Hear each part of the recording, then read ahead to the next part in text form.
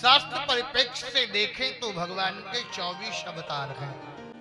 24 अवतार में प्रत्येक अवतार एक एक कार्य करने के लिए आए और चले गए, लेकिन 2 अवतार भगवान के श्री राम और श्री कृष्ण, ये अवतारों ने अनेक अनेक कार्यों को संपादित किए हैं।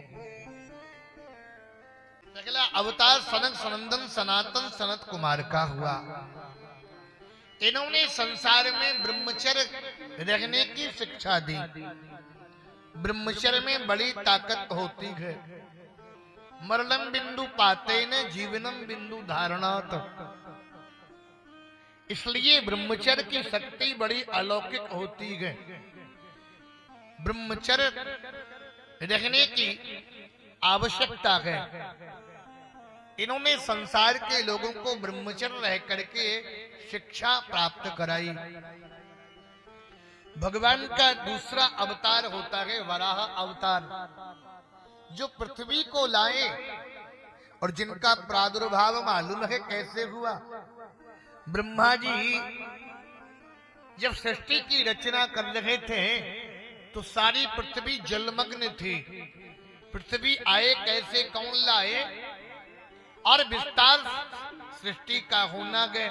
जब पृथ्वी ही नहीं तो विस्तार काहे पर करोगे। तो बराह भगवान का अवतार ब्रह्मा जी के नासिका से हुआ। ब्रह्मा जी को छींक आई और जैसे छींका ना तो छींक से ब्रह्मा जी का प्राकट्य हो गया बराह भगवान का ब्रह्मा जी से। बोलो बराह भगवान की। कहा जाओ पृथ्वी लेकर के आओ, पृथ्वी जलमग्न है। तो बराह भगवान अपने डाल पर दांतों पर पृथ्वी को लेके आए। जिन्होंने हिरण्याक्ष का वध किया था, ऐसे बराह भगवान को हम बारंबार प्रणाम करते गए। तीसरा अवतार संत नारद जी का हुआ, जिन्होंने भक्ति का उपदेश दिया संसार के लोगों को। नर नारायण का अवतार हुआ। नर नारायण का अवतार मालूम है किस लिए हुआ। कर्ण पूर्व जन्म में सहस्त्र कवची नामक दैत्य था और इसे वरदान ये था ना, पहले तो ब्रह्मा जी से इसने एक वरदान मांगा था कि मैं मरूं नहीं। ब्रह्मा जी बोले मरना तो पड़ेगा, नहीं तो सृष्टि का क्रम बिगड़ जाएगा। तो उसने वरदान ये मांग लिया था सहस्त्र कवची दैत्य ने, हमसे कोई 1000 वर्ष तक युद्ध करे, वो 1000 वर्ष के बाद युद्ध करने के बाद मैं उसे मार दूं। ब्रह्मा जी ने कह दिया तथास्तु। तो नर नारायण का अवतार सहस्त्र कवची दैत्य को वरदान था ये। तो नर ने 1000 वर्ष तक युद्ध किया। 1000 वर्ष के युद्ध करने के बाद फिर मरने का नाटक किया, क्योंकि वरदान दिया है ब्रह्मा जी ने। तो नारायण ने उनको जीवित कर दिया। जीवित कर दिया तो नारायण ने 1000 वर्ष तक युद्ध किया और एक कवच कुंडल तोड़ दिया। और ऐसे ही करते करते सहस्त्र कवची दैत्य उनको मार दे तो नारायण नर जिंदा कर दे, कभी नारायण जीवित कर दे। 1000 सहस्त्र कवच कुंडल प्राप्त थे। मालूम है वो सहस्त्र कवची दैत्य जाकर के सूर्य में छिप गया, वही कर्ण के रूप में प्राकट हुआ। बोलो भक्तवत्सल भगवान की।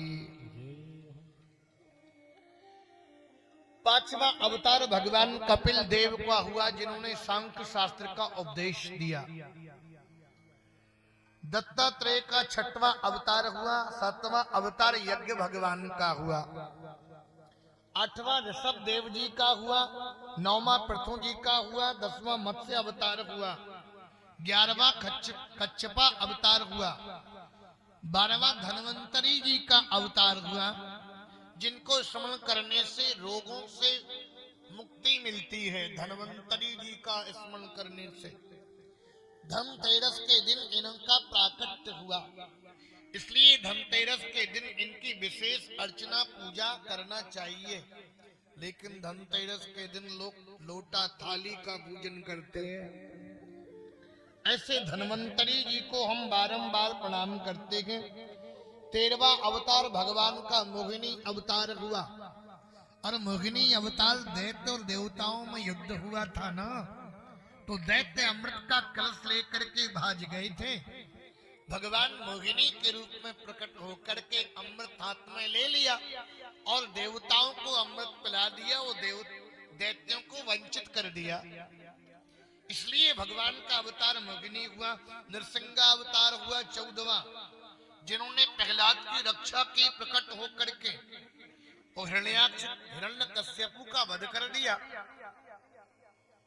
15वां वामन भगवान का अवतार हुआ, जिन्होंने बलि की यज्ञशाला में जाकर के बलि को छला, उसका अभिमान दूर किया वामन भगवान ने। 16वां परशुराम जी का प्राकट्य हुआ। श्री परशुराम जी ने क्षत्रियों विहीन कर दिया था। परशुराम जी का अवतार 17वां महर्षि वेद व्यास का अवतार हुआ, जिन्होंने वेदों की रचना की। वेद व्यास जी आदरणीय प्रभु श्री राम जी का प्राकट्य हुआ। राम जी का अवतार संसार के लोगों को शिक्षा देने के लिए हुआ। मर्त्यावतारस्तुहि मर्त्य शिक्षणम् रक्षो वधायै विना केवलं विभो सीता कृतानि व्यसनानि सुरस्य। संसार के लोगों को प्रभु श्री राम ने अवतार लेकर के शिक्षा दे दी। भाई, माँ के साथ कैसा व्यवहार करो, पिता के साथ कैसा आचरण करो, मित्र के साथ कैसा व्यवहार करो, पत्नी के साथ कैसा व्यवहार करो, पड़ोसी के साथ कैसा व्यवहार करो, शत्रु के साथ कैसा व्यवहार करो, राम जी ने संसार के लोगों को उपदेश दिया। इसलिए प्रभु का प्राकट्य हुआ है राम जी का। इसलिए भाई मैं कहा करता हूँ, भाई हो तो राम जैसा, मित्र हो तो राम जैसा, पड़ोसी हो तो राम जैसा, पति हो तो राम जैसा, और यहाँ तक कि शत्रु हो तो रावण कहता है राम जैसा।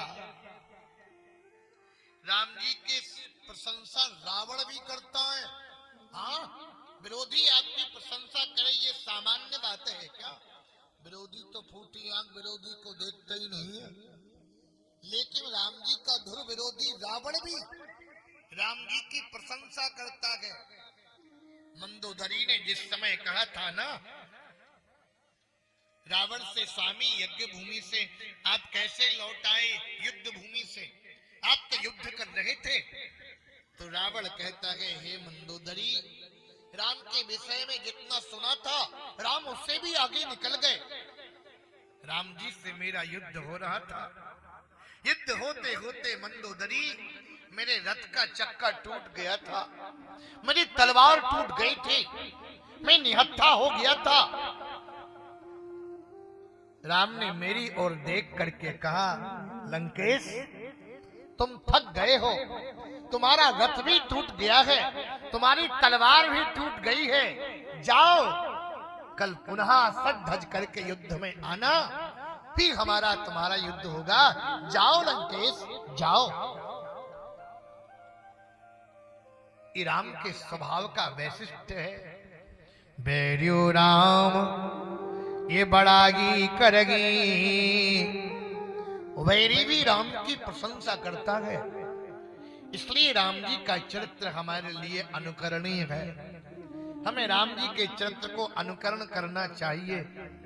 ऐसा स्वभाव, राजा तो अनेक हुए साहब, लेकिन जब कोई बात होती ना तो लोग क्या कहते, महाराज जी मेरे यहाँ तो राम राज्य चल रहा है। कैसे? अरे बोले राम राज्य नहीं चलेगा तो कब चलेगा?